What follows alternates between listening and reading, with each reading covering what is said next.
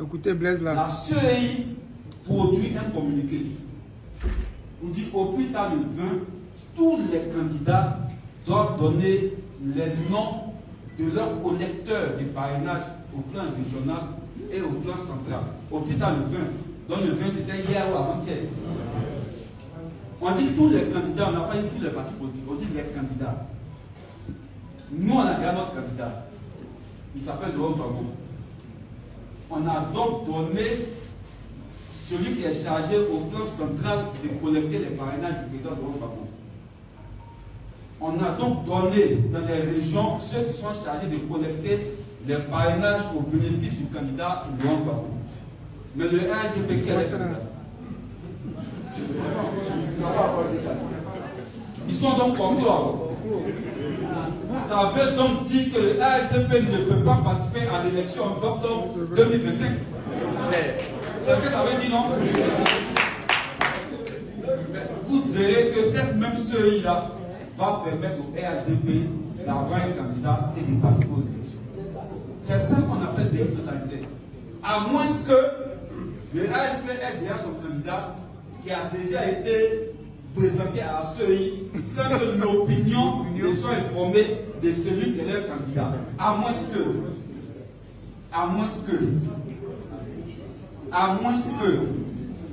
Et ça pose un problème. Il faut bien qu'on sache qui est leur candidat.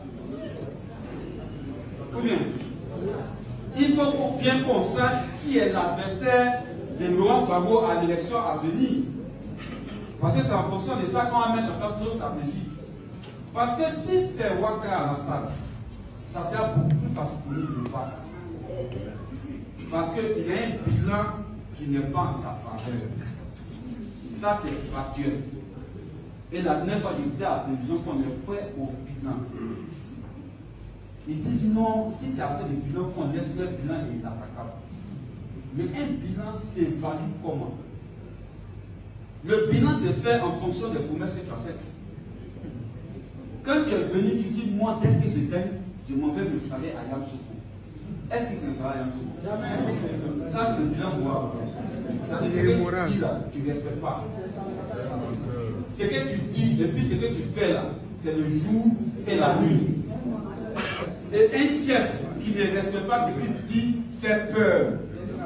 Il n'inspire pas confiance. Son leadership est coûteux et un tel chef ne peut pas incarner les valeurs que nous, Ivoiriens, voulons voir incarner à notre chef. Ça, c'est son bilan moral.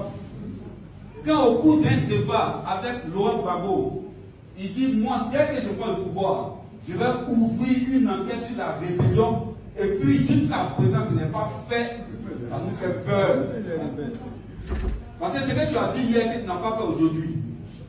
Qu'est-ce qui nous prouve que ce que tu as dit maintenant, tu vas faire ça demain? C'est ça qui est le débat. Et donc le bilan du chef de l'État sera facile à démonter.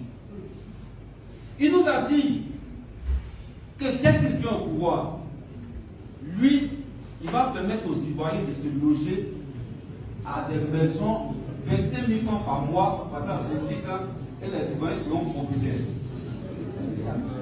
Il a dit ça. Est-ce qu'une seule maison est sortie de terre qui coûte 25 000 francs par mois et dont les Ivoiriens ont pu profiter de ces maisons? Mais c'est ça qui est son bilan. Parce que dans le bilan, il n'a pas dit qu'il va faire route. Il a dit vraiment ce qu'il va faire. Le camarade Blaise Las vient de dire, c'est une réalité.